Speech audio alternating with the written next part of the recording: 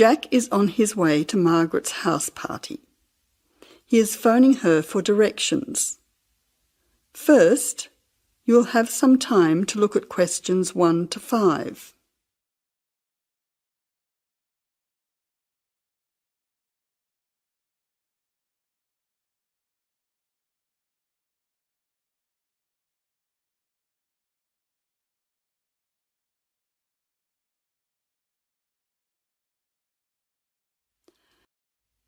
Now listen carefully and answer questions 1 to 5. Jack has got lost on his way to Margaret's party.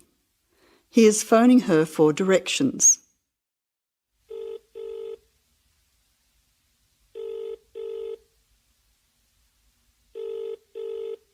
Hello, is that Margaret? Yes, who's speaking? Margaret, it's Jack. I think I'm lost. I can't see a signpost and... Jack, so where are you now? Well, I'm a bit confused about the directions, but I'm at a T-junction. What can you see around you? I can see a pub on the corner. Can you see the name of the pub? Wait a minute, let me see. It's hard to see in the dark. Yes, I can read it now. It's called the Lion's Head. Oh, the Lion's Head. Okay, well then you're not too far away. Go straight ahead through the traffic lights to the next T-junction. Sorry, I didn't hear you. What did you say? I said just go through to the next T-junction. Okay. Now what? Well, there's a park in front of you and a large 2-storey building on the corner. Yes, I can see them. Okay, so now turn left. Hang on, you're coming up the street, so you'll have to turn right. Okay, got it. What's the name of your street? It's Wesley Street, Wesley, number 70. We're the 5th house on the left. You should see a red letterbox and some bushes in front of the house. Okay, 5th house, number 70. I should be there soon. Am I late for the party? It sounds like things are happening there. No, it's only just started. That's good. I should be there in the next 10 minutes. See you soon. Jack hangs up and walks on. 7 minutes later, he calls Margaret again, as he still can't find the house. You now have some time to look at questions 6 to 10.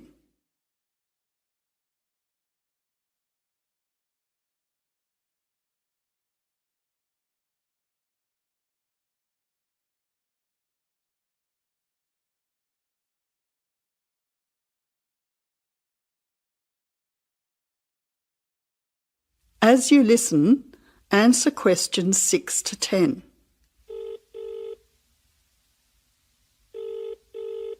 Who's speaking? Hi, Margaret. It's Jack again. Sorry to bother you. Listen, would you mind doing me a favour? Of course, what? Could you tell Mike I have got his camera? I've tried to send him a text message, but it's not going through. Oh, he's not here yet. Oh dear, he said he'd be there early. He might be lost too. Okay, I'll call him. What's his number? 0482 563379. Oh, so that's 0485. No, 0482 563379. Okay, I'll call him right away. But where are you now? Well, I'm in your street, but I still can't find your house. I can't see the numbers very clearly, or a red letterbox. It's pretty dark. I thought you said it was easy to find. Oh, okay, wait there. I'll come outside and get you.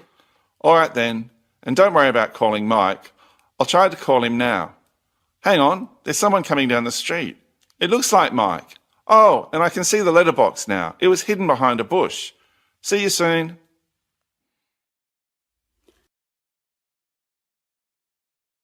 That is the end of part 1. You now have half a minute to check your answers.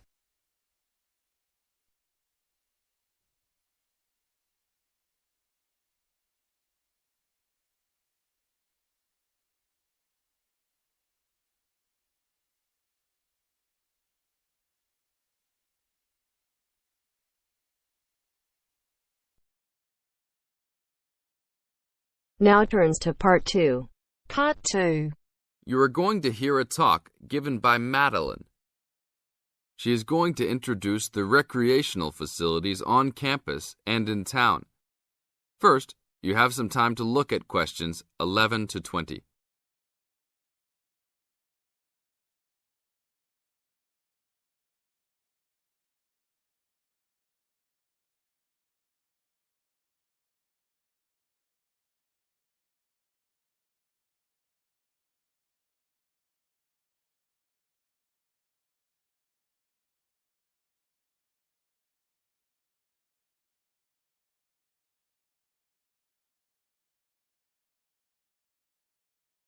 As you listen to the talk, answer questions 11 to 20. Well, good morning, everybody. My name's Madeline Stewart, and I'm here to tell you about the recreational facilities available on campus, and also to tell you something about what the town has to offer. You may already know that your Students' Union membership also includes membership of the Sports Union, which provides a range of sporting and recreational facilities on campus, much the same as those in most British universities. The Sports Union has football, tennis, and cricket teams in local competitions. And really, most sports are catered for in some way on campus, even if they're just social matches. In the building itself, there are fitness classes and a full gym, including weights. The Sports Union can also provide cheap tickets to some major sporting events. And to keep you up to date with everything available, there's a weekly newsletter distributed around the campus. You should check this to find out the names and phone numbers of the contact people for each sport or activity you're interested in. Yes, did you have a question? Yes, apart from what you've just said, does the Sports Union offer individual help in any of its activities, for example, in getting fit and healthy? Yes, we do. The Sports Union has a fitness assessment clinic every Friday, staffed by the resident sports trainer, who can provide advice on the best program for you and refer you to various charts. I'm sure you all realize that for any medical assessment or health problem, you should go to the University Medical Service. The sports trainer can also advise you on a suitable training program using the weights. And now on to Ashbury. For a town of its size, Ashbury has some unusually good leisure and sporting facilities, most of which are near the center of town and easily reached by bus from this campus. There's a new, almost new, Olympic-sized swimming pool. That's not quite in the central town area, but it's only a 5-minute walk from the bus stop. Above the pool, there's a high-tech fitness center that any of you more serious fitness lovers would need to check out. Then, in the center of town, there's a sporting complex called the Anderson Center, which contains squash courts and facilities for a number of other indoor sports, such as basketball. And just around the corner from the Anderson Center, in the main street there, is an indoor bowling alley. All of these facilities are listed in the weekly newsletter, so I encourage you all to look through it and... That is the end of part 2. You now have half a minute to check your answers.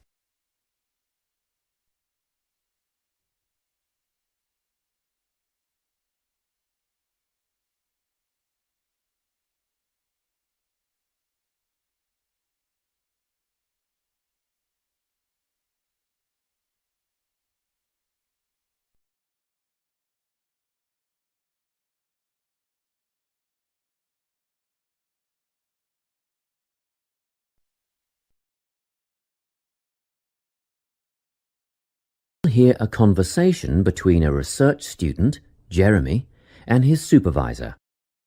They are talking about the process of having a research project published in a journal.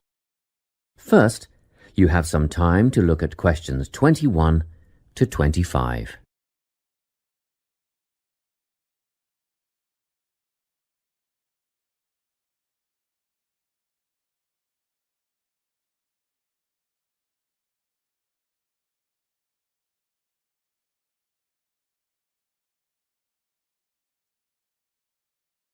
Listen carefully and answer questions 21 to 25.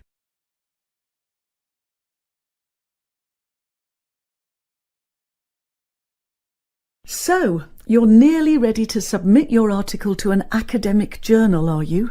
Yes, I think so. I just wanted to go over all the things I need to do before I submit it.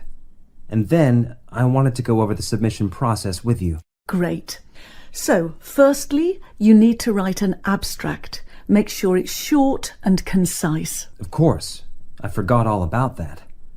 And what about key words? Yes, a lot of students overlook this part and just jot down whatever comes to mind. But take some time to make a list of key words that are accurate and relevant. Okay. Another thing. Could you have a look at my article before I submit it? Absolutely. Actually, at least 2 senior staff members should always read through a final draft before submission. Do you mind if I give it to Professor Johnson to have a look at as well? Not at all. I'd be glad to have the feedback. Do you know which journal you want to submit to yet? Not yet. I have a short list of about 3 that I'm interested in. Make that decision soon, because you'll need to adjust your article so that it matches the style guide of the journal you are submitting to. I bet that can take a while. Yes, but after that you are just about ready to submit. One more thing, you'll have to sign the copyright form, just confirming that it's your own work, and then you're good to go. Before you hear the rest of the conversation, you have some time to look at questions 26 to 30.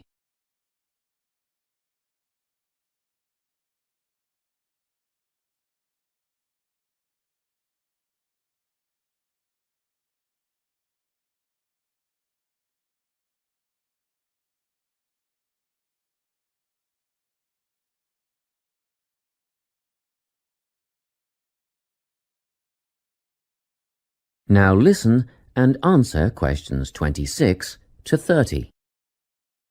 Now, the submission process. How does it work exactly? Well, the first thing is to just send it off. You've got to send in the manuscript before anything else can happen. Sure. And then should I call to check if they have received it? No need for that, no. All you have to do is just log on to your email regularly, because you will get a submission confirmation once they have processed the manuscript. And that will have comments on what they thought of it? No comments yet. That email is just to let you know they have received it. The next stage is what is known as peer review.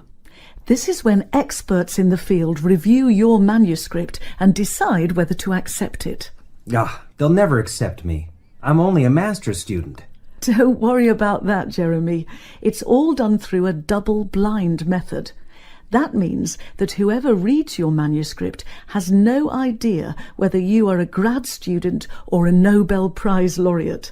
They'll only be judging your work, not you. Well, that's good to hear. And then what, once they've made their decision? Well, there are 4 possible outcomes. You might get an acceptance, but a first-off acceptance is very, very rare. Don't pin your hopes on it. You could also get a rejection, but these don't happen very often either. I don't think this will be a problem. What do you think I'll get? If you're very lucky, you'll get a conditional acceptance. This means that they've accepted the article and it will be published, but you need to tweak a few things first. A sentence here, a heading there, nothing major. That sounds good. But to be honest, you will probably end up with a revise and resubmit. This means they are definitely interested, but you will need to rework the paper before it's accepted. The necessary changes will be outlined by the reviewers. Okay. So I just fix the things that need changing and present it again? Yes, but include a cover letter that discusses the changes you have made. The same goes for a conditional acceptance, actually. It helps the reviewers see that you've taken their criticism seriously. That is the end of part 3. You now have half a minute to check your answers.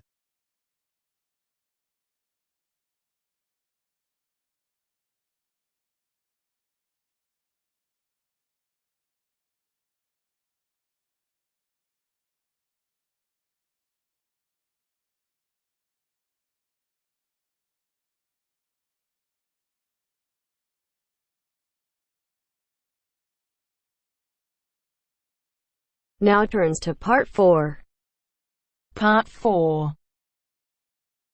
You'll hear a lecturer talking to students about sport in Ireland.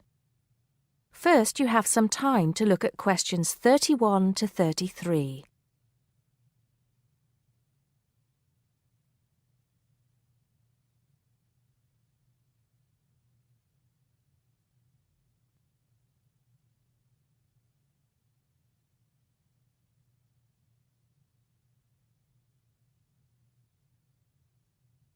Now listen carefully and answer questions 31 to 33. Now, today we're going to be finding out about the most popular sports in the Emerald Isle. That's Ireland, of course. Can you guess what they are? Well, there are these two lesser-played games, a form of rounders and Gaelic handball. But we'll start with one which is perhaps over 3,000 years old, arriving in Ireland with the Celts, some claim. That may be a slight exaggeration, but I consider it to be the fastest field game in the world, and it goes by the name of hurling. Well, that's what it's known as in the English-speaking world anyway. So, what do you have to do? You've got 15 players on a team, one of them the goalkeeper. Each one has a stick called a hurley. Here you are. I've brought mine along. Had it since I was at school. This is what it looks like, and basically you have to get this ball, called a sliotar, that's S-L-I-O-T-A-R, so it's not spelt the way it's pronounced. You hit it into the net for 3 points, or you can hit it over the net for 1 point. The goal looks like the letter H, with the net under the crossbar. The goalie has a bigger stick than the others to help keep the ball out. You can also catch the sliotar and run with it for 4 steps maximum, or bounce it on your stick. Is that clear to you all? I'll be showing you a video a bit later, so you can see what a game actually looks like. You might like to think of it as a mixture of lacrosse, hockey, and baseball. Oh, and it's played by women too, but it goes by the name of camogie in that case. Before you hear the rest of the talk, you have some time to look at questions 34 to 40.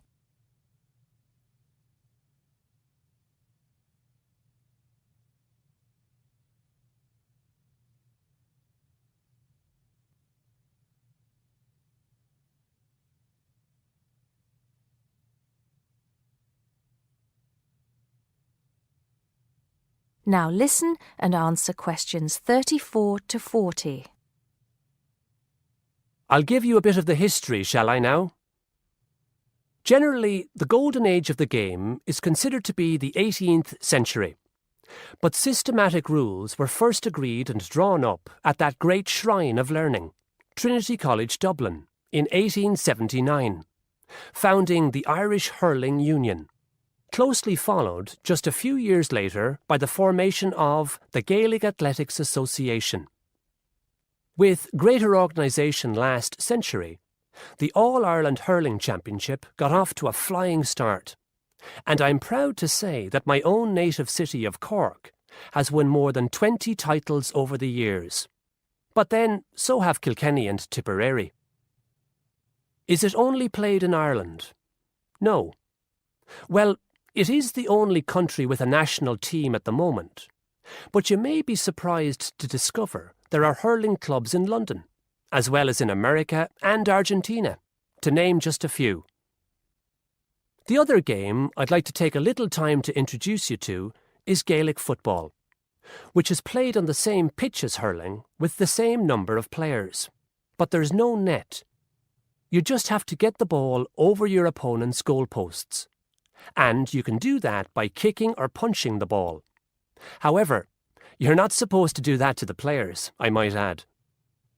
Imagine it as a combination of soccer and basketball. But in my opinion, it's a more exciting spectacle than either of those. Excuse my bias, if you will. It's also very popular with women. In fact, there are more women's teams than for any other sport. Whether despite or because of the physical contact involved, I wouldn't like to say. They do play a shorter game, 60 minutes, rather than the men's 70. So, let's have a look. If we can have the lights down, I'll see if I can get this technology to work. That is the end of part 4.